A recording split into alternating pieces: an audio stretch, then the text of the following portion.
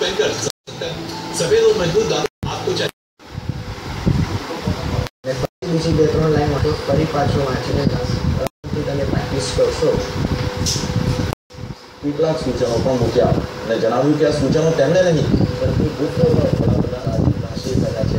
મોદીએ કહ્યું કે સંસદની મર્યાદા અને ગરિમા જળવાઈ રહે જોઈએ.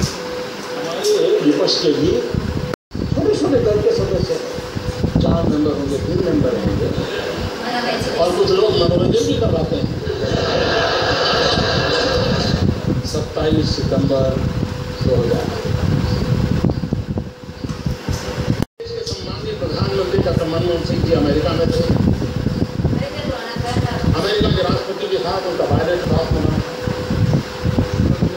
देश के सम्मानीय नेता हिंदुस्तान की कैबिनेट जिसमें फारूक अब्दुल्ला साहब बैठते थे, एंटनी बैठते थे, भगवान साहब बैठते थे.